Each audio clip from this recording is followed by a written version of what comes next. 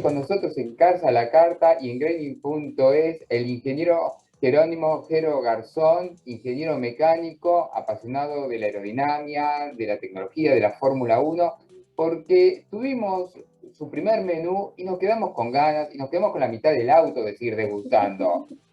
¿Cómo estás, Jero? Estefanía Ferrera y Edgardo Bert, te saludamos.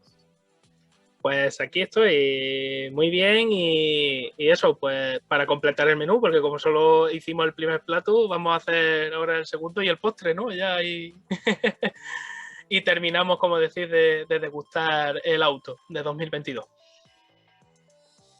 Jero, estábamos hablando justamente cuando dejamos el primer menú de la parte trasera del alerón.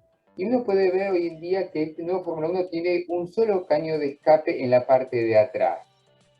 ¿Qué se busca con ese único caño de escape y que inclusive parece que estuviera proyectado más allá del alerón trasero? ¿Qué es lo que trata la FIA de lograr con este? Pues realmente lo que trató de lograr con el diseño anterior, que también lleva una sola salida de escape, pero como en la normativa solo exigieron que los últimos 100 milímetros de ese tubo de escape fueran de sección circular, buscaba la FIA el no usar esos gases de escape para ayudar al ala trasera a generar más carga o para otros fines aerodinámicos. Y la FIA esta vez ha decidido cortar por lo sano, hacer esa salida de escape más larga para que salga prácticamente casi, o que no tenga influencia o que la influencia sea prácticamente mínima sobre el ala trasera. Y sobre todo lo que busca es eso, precisamente, que no haya influencia de esos gases de escape, porque para que la gente se haga una idea, eso lo habéis escuchado seguramente y se estudia en los colegios, el aire caliente tiene menos densidad que el aire frío. El aire caliente asciende sobre el aire frío, entonces aire caliente de gases de escape con mucha energía cinética, porque vienen con velocidad, pueden ser usados pues para empujar otro flujo aerodinámico concreto, el que sea, hacia una zona que a mí me interese. Para que se sepa, para que la gente se centre en el detalle, los Ferrari del año 1997, el primer diseño ya propio de Rory Bean, incluía unas salidas de escape que aunque en la presentación las taparon y tal, luego después el coche cuando ya oficialmente empezó a correr, las salidas de escape salían por arriba. Era la primera vez en Fórmula 1 en la Fórmula 1 de entonces que se buscaba, en vez de salir por abajo, los gases de escape salían por arriba y además estaban orientadas hacia el ala trasera. ¿Para qué? Para que el ala trasera generara más carga aerodinámica a menor velocidad. Es decir, no hiciera falta que el coche fuera tan rápido para que el coche generara carga. Pues aquí se busca exactamente lo mismo, es decir, que la salida de escape sea tan sumamente atrás que esos gases de escape no tengan influencia sobre el flujo aerodinámico que trabaja en el ala trasera, simple y llanamente. Te voy a perder un poquito. No, porque otro de los aspectos, más allá de la ala trasera, que a mí me gusta porque es el neumático de 18 pulgadas. Y comento porque cuando los autos eran más cortos, había como una relación estética entre el tamaño de los neumáticos y el cuerpo del auto.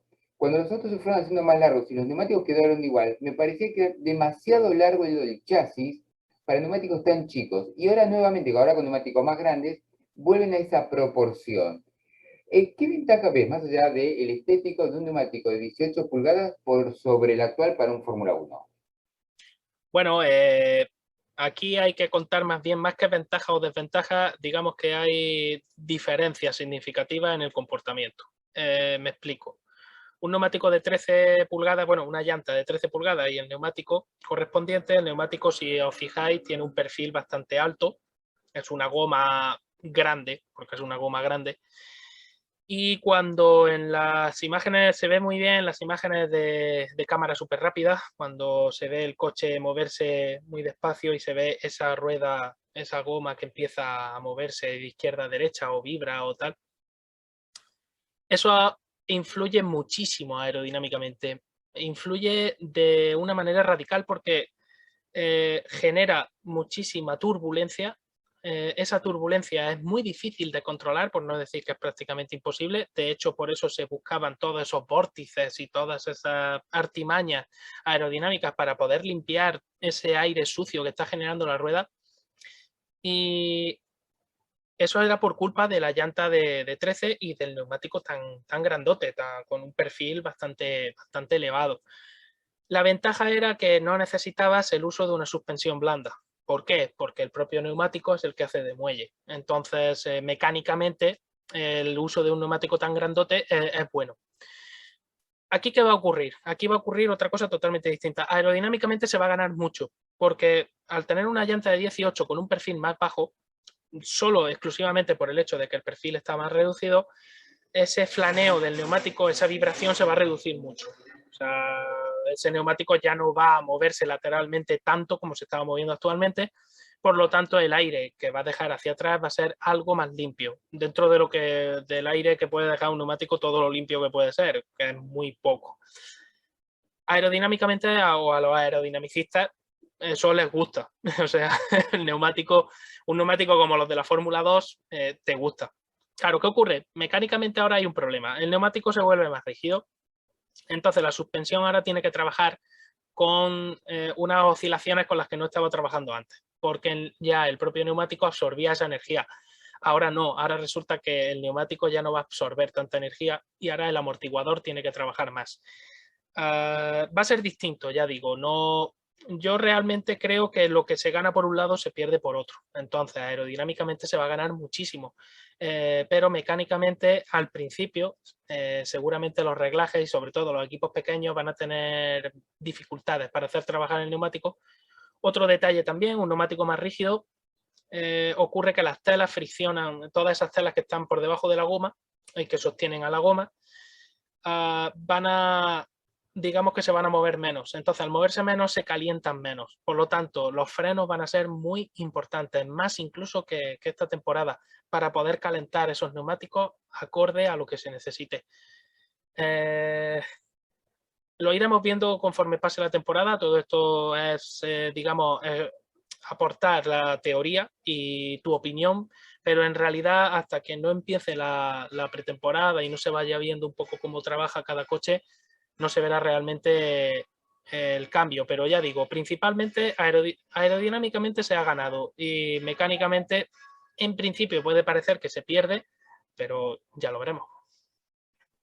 Entonces, vamos a ver mucho más de estos zigzagueos antes de la largada, como para poder hacer que los neumáticos entren en temperatura. Y que también veo que la temperatura es uno de los talones de Aquiles que ha tenido siempre Mercedes, de poner el neumático a su temperatura, y después de ahí sí, cuando lo logra, no lo para nadie. Pero hasta ese momento les cuesta muchísimo. Sí, además este año sobre todo se está notando muchísimo el hecho de que el famoso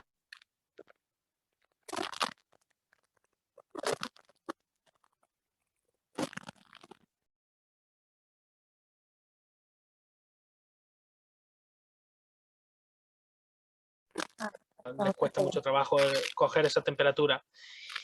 Y con el neumático de 18, ya digo que va a ser más difícil calentar el neumático, en el sentido de que el neumático fricciona menos y por esa rigidez implícita de tener un perfil más bajito, va a ser más complicado coger esa temperatura y iba a decir va a permitir, pero no, o sea, la palabra sería más bien va a exigir al piloto una conducción mucho más enfocada al mantener la temperatura, y eso va a propiciar posiblemente en la primera vuelta errores de frenada, pasadas de frenada y ese tipo de cosas. Es posible que veamos más espectáculo todavía en la primera vuelta que el que se ve actualmente. Bueno, vos sabés que cuando estabas hablando, no me acordé lo de Verstappen, me acordé del botón mágico este que fue lo de sobrecalentar los neumáticos que hizo que Hamilton siguiera de largo, si mal no recuerdo. Va a empezar a tomar protagonismo. Podemos decir que Mercedes quizás este año ya está probando cosas pensando en, con la antelación suficiente a los problemas que puede llegarse a encontrar el año que viene, sobre todo pensando en esto que decías, ¿no? Y lo que decía Edgardo, cómo les cuesta entrar en temperatura a los neumáticos. Sí, y además puedo decir que todos los equipos trabajan en ello. Quiero decir, concretamente lo de Mercedes se ha hecho famoso por la largada de Bakú, bueno, además realmente fue una largada porque se pasó 40 metros de frenada y realmente todos los equipos trabajan en ello. De hecho, en Silverstone se vio en la carrera al sprint como Verstappen salía fuego directamente de su llanta izquierda y eso era por el sobrecalentamiento excesivo del freno, pero claro, eso le permitió luego poder luchar en las primeras curvas con un neumático muy caliente, digamos que el coche agarraba mucho. Así que sí, todos los equipos, todos absolutamente tienen en el volante parámetros y programas para que la potencia de frenados en la vuelta de calentamiento se traslade mucho al freno de delante. ¿Y por qué se necesita tanto delante y no detrás? Pues por la sencilla razón de que detrás el motor, como la tracción se manda a las ruedas traseras, la potencia ayuda mucho a calentar el neumático trasero, porque precisamente para eso se hacen los burnouts, esos que normalmente hacen los pilotos. Hay, de hecho, en los volantes hay un programa especial para ello, el piloto lo acciona y entonces el motor, digamos que da rienda suelta a la potencia cada vez que el piloto pisa el acelerador y el coche, bueno, pues hace esa, digamos que deja esa marquita tan bonita negra en el suelo de calentar la goma, pero claro, con las ruedas delanteras no puedes hacer eso. Entonces, ¿cómo lo haces? Trasladas toda la potencia de frenado a la zona delantera. Luego en carrera eso no se hace. En carrera normalmente se suele trabajar entre el 50 y el 65%, o desde un 45 hasta un 65%. Es decir, partiendo desde el 45 delante, sería 55 detrás, hasta el 65 delante, que sería el 35, dejar el 35 detrás. Entonces, así es más o menos como trabajan los pilotos. En el volante se va regulando y conforme van viendo en carrera y con las instrucciones del ingeniero y lo que siente el piloto, pues va cambiando esa cosa. Y la vuelta de calentamiento sí, le das, en el caso de Mercedes, al botón mágico y el coche pues ya se pone en funcionamiento. Le tienen que poner una flecha, es dirección obligatoria.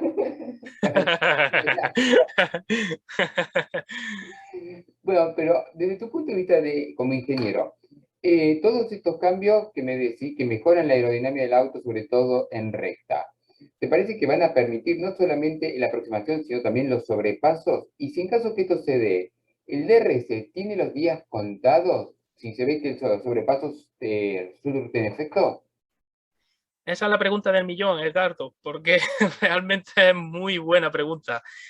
Creo que el objetivo es en circuitos. Vamos a poner un ejemplo radical, Monza. Monza en la parabólica es muy difícil que un coche se pegue al de delante o salga muy pegado. ¿Por qué en las fórmulas de promoción sí lo hacen? Pues porque generan muy poca carga aerodinámica y un coche que genera muy poca carga realmente enturbia muy poco el aire. Entonces el coche de detrás puede realmente mantenerse muy pegadito.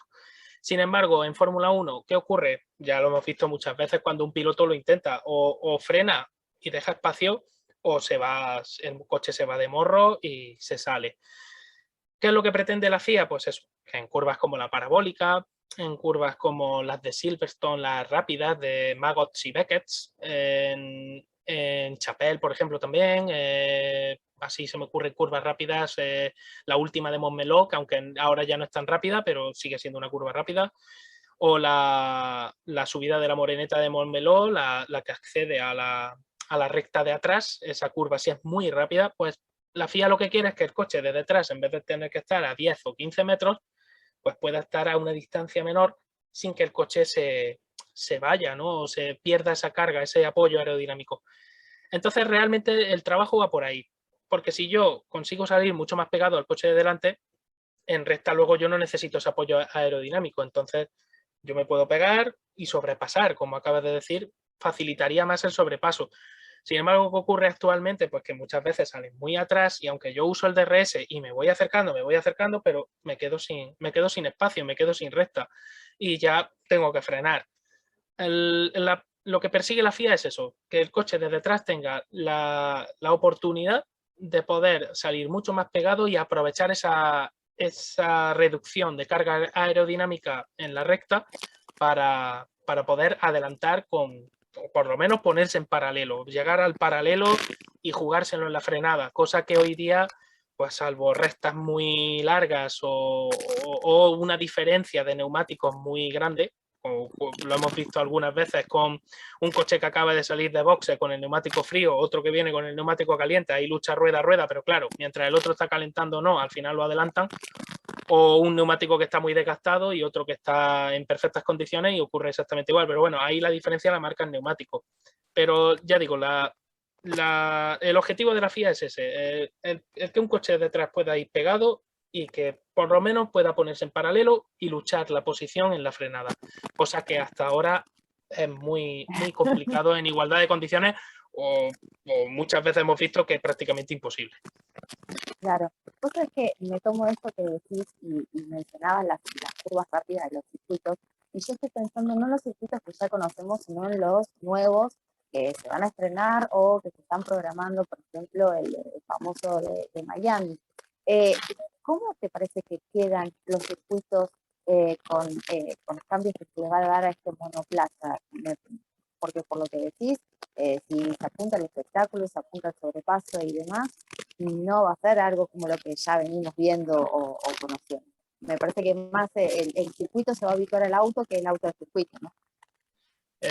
Sí, además, de hecho, los circuitos modernos sí se va a ver un cambio sustancial o debería de verse un cambio sustancial. Sin embargo, mis dudas vienen por los circuitos más antiguos, los que siguen teniendo un trazado todavía muy parecido al original. Porque pistas más estrechas, ya sabemos que los coches de hoy día son muy grandes. Estamos hablando de 5,5 metros de media de longitud y una batalla de más de 3,5 metros. Una distancia entre ruedas delantera y trasera. Son coches muy grandes. Realmente cuando hay gente que los llama camiones es porque comparado con los coches de hace 15 o 20 años es una barbaridad. Estamos hablando de en torno a 60-70 centímetros más largos. Y de ancho también. Son coches muy anchos y muy largos. Entonces, en circuitos nuevos, repito, con pista, por ejemplo, un Bahrein, bueno, China llevamos sin visitarla por esto del COVID un tiempo, pero si se vuelve a China, lo mismo. China es un circuito con una pista muy ancha, donde permite un paralelo. Precisamente China, que esa recta tan larga que hay antes de llegar a la otra recta de meta, en la curva de acceso, que estábamos hablando de eso, es una curva de alta carga. Este tipo de normativa debería de permitir poder pegarte más y aprovechar mejor esa recta. Seguramente luego la FIA tenga que modificar, porque como el DRS va a seguir usándose, la FIA tenga que modificar las longitudes del DRS en función de lo que vaya viendo. Y antes que no le he respondido, me acabo de acordar a Edgardo, que me había dicho lo del DRS, si se iba a seguir, en principio quieren seguir usándolo. El objetivo supongo que es terminar eliminando lo de los autos, pero yo creo que hacen bien en mantenerlo porque hombre precavido vale por dos. Y realmente si luego la norma no termina de ser todo lo eficaz que se pretende, porque habrá circuitos como Monza concretamente, donde los coches generan muy poca carga, que los cambios no se deberían de notar tanto. Sin embargo, en circuitos como Silverstone, Montmeló, circuitos de muy alta carga, sí se deberían de notar bastante más los cambios. Así que, ya digo, los circuitos más antiguos, este de Hungaroring, por ejemplo, Mónaco va a seguir siendo igual de difícil que lo ha sido toda la vida. La única diferencia sería que, como he dicho al principio, como digo y siempre me preguntan y tal, que qué haría cuando me dicen, ¿qué harías tú con los coches? Pues digo, pues quitarles por lo menos 1 metro de longitud o 1,5 metros y hacerlos por lo menos 40 centímetros más estrechos. Y ya tienes espectáculo. Pues para Mónaco se necesitaría volver a conducir coches como los que llevaban Brabham, Stirling Moss y toda esa gente, poco más o menos, para poder ver adelantamiento y rueda a rueda, porque si no es imposible. Vos sabés, quiero que sí, concuerdo con vos también de que los autos tendrían que ser más chicos y más angostos, como también que hay circuitos de los viejos que como que no se pueden ni se van a moldar a los autos nuevos, porque son autos muy grandes para un circuito que es un solo trazado, porque estaba pensado para otra época. O demolemos todo el circuito y lo hacemos de acuerdo al auto, o el auto lo hacemos de acuerdo al circuito. Pero yo te quería preguntar, en IndyCars hay dos configuraciones de auto, el auto de óvalo y el auto de circuito o callejero. ¿No se podría tener dos configuraciones, por ejemplo, para un circuito tipo Mónaco, por ahí un auto un poco más angosto, más corto, y por ahí para un circuito como Monza con menos carga inclusive de alerones, de lo que se está proponiendo hoy en día, como para mejorar desde el punto de vista del espectáculo? Porque si no vamos a seguir viendo trencitos donde aparte cuando uno quiere pasar al otro, le sopla en la nuca y le pone una molestación de 3 posiciones, le sacan puntos y un poco más lo mandan al patíbulo, me parece que no cierra. Sí, es un poco absurdo algunas veces las cosas en la Fórmula 1 porque realmente queremos espectáculo, pero cuando te ofrecen espectáculo les castigamos porque es demasiado espectáculo. Eso no puede ser. Entonces, sí, realmente es bastante complicado. Lo único, a lo que comentas de tener un paquete solo exclusivamente para circuitos ruteros y otro para circuitos más rápidos, eso chocaría un poco con la base de la Fórmula 1, que es la competición entre fabricantes, ¿no? Y como al final cada coche va a tener, digamos, un diseño propio, como en la IndyCar lo que ocurre es que Dallara es la que fabrica es la que diseña y fabrica todos los chasis. Y luego los paquetes aerodinámicos los vende Dallara o los personaliza Honda o etcétera, ¿no? Y tú compras ese paquete. Entonces al final los equipos de Indy son muy diferentes de las escuderías de Fórmula 1 en el sentido de que muchas de las cosas las compran, las coloco y las pongo. En Fórmula 1 eso es un poco raro, porque cada diseño de un coche es cada diseño propio y colocar un paquete ya prescrito por la federación podría perjudicar a tu diseño particular de auto. Para eso ya tendría que ser que todos los chasis fueran el mismo, toda la aerodinámica fuera la misma y ya, pues ya no sería Fórmula 1, ya sería Fórmula 2, Fórmula 3 o llamarlo como quieran. No, te traía justamente a colación esto, porque en el ya tan mentado, y no lo vamos a comentar porque creo que ya todo el mundo lo comentó, hasta el hartazgo, el famoso toque Hamilton, Verstappen, yo creo que uno de los problemas fue justamente el circuito. Un circuito antiguo con un solo radio de acción donde si no te superas en algún momento, no puede haber. Entonces, o te jugás en ese momento o listo. Por eso me parece que fue el problema que no creo que muchos hayan puesto la lupa sobre el circuito en sí, más allá de la maniobra. La maniobra nos olvidamos. Pero me parece que el primer causal de ese toque fue el circuito. Sí, estoy totalmente de acuerdo. De hecho, la única zona renovada es la nueva zona de boxes, todo eso que la curva club, que fue la que cambió, se hizo todo nuevo, la recta de meta y luego las primeras curvas, que además, como bien apunta, esas primeras curvas son mucho más anchas que la COPS, por ejemplo. COPS es una curva mucho más estrecha. Se llega además desde una zona que también es bastante más estrecha, que es la antigua zona de los boxes antiguos, de donde estaba la antigua recta de meta. Y estos coches, repito, es que son muy grandes, es que realmente ocupan mucho espacio y es muy difícil hacer un paralelo en ciertas zonas. En COP se traza alrededor de 300 km por hora, 300, 305, depende del coche. De hecho, aquí también habría que apuntar que tanto Hamilton como Verstappen venían con los ojos inyectados en sangre, venían encendidísimos. Que eso yo lo entiendo, sí, yo entiendo que son pilotos de Fórmula 1, que están ahí para luchar por su posición y que, por supuesto, no he entendido tampoco las críticas furibundas tanto contra uno como contra otro. Al final esto es Fórmula 1, es lucha, los pilotos quieren ganar. Iban encendidos los dos porque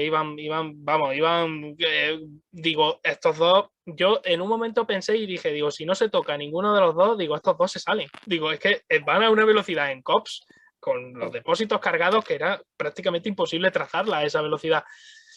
Y bueno, ocurrió lo que ocurrió y ya está, pero si no hubiera ocurrido, igualmente es una zona, es un circuito y son zonas que como no han sufrido una remodelación grande, realmente estos coches son muy, muy grandes, son grandotes y a esas velocidades, como bien ha dicho Ricardo antes, es que hay una única trazada lógica y todo lo demás es jugártela mucho y realmente es complicado, es difícil.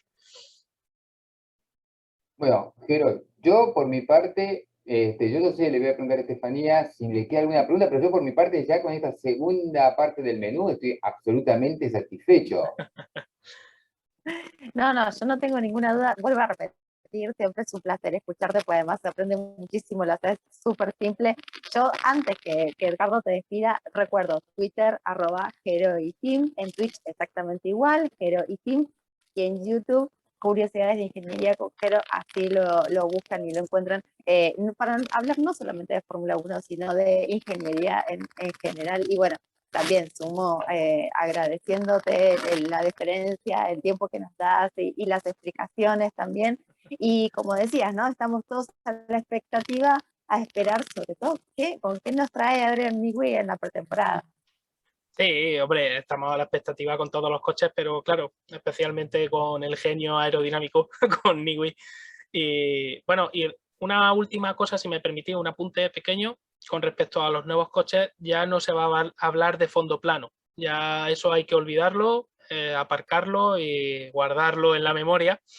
Y ahora ya es simplemente el fondo del monoplaza, que tiene unas canalizaciones y unas líneas curvas preparadas precisamente para generar una succión y poder trabajar con el efecto suelo de una manera mucho más potenciada de lo que hasta ahora se hacía. Simple y llanamente eso, si alguna vez es que he seguido leyendo y viendo a gente comentar fondo plano, no, los fondos ya, el fondo plano va a morir esta temporada y la temporada que viene va a ser otra cosa distinta. Así que ya está, simplemente eso, ese apunte. El fondo plano al museo. Efectivamente, a la exposición, allí, que lo pongan en el Museo de Arte Moderno, si hace falta, y ya está. Pero te queremos agradecer muchísimo por este menú, realmente exquisito. Y bueno, como estaba diciendo, como decía Estefanía, solamente ahora esperar que termine el 2021, quién salga campeón y bueno, empezamos una nueva era de la Fórmula 1. Sí, y además, ya digo, expectantes. Yo particularmente de formación profesional y por interés, estoy expectante en ver realmente qué han preparado los equipos y apreciar las diferencias con lo que ha presentado la Fórmula 1. Y creo que va a ser la temporada que viene va a ser bastante bonita en el sentido de que va a ser emocionante y ver a ver quién ha acertado y quién necesita mejorar, claro. Exacto, la adaptación, ¿no? Correcto. Bueno, la transición, de probar lo nuevo. Jero, te mandamos un beso enorme. Bueno, ya sabés que para el 2022 vas a estar invitado a CARS también, cuando tengamos los modelos en pista. Ya andate tomando nota, ¿viste? La libretita. Eso, voy tomando apuntes. Muy bien. Te Pues yo mandamos un beso grande. Encantado igualmente, un beso y un abrazo y nada, que vaya todo muy bien y sigamos disfrutando de esta temporada que Verstappen-Hamilton creo que nos van a dar mucho espectáculo, aparte del resto de pilotos, pero sobre todo estos dos y a ver quién gana al final, que esto sí es verdad que está ahora mismo súper emocionante. Sí. Te mandamos un beso grande y bueno, nos volvemos a encontrar en cualquier momento. Muchísimas gracias y nada, lo mismo, que paséis un buen día y un abrazote. Con nosotros estuvo Gerardo Ingeniero Mecánico.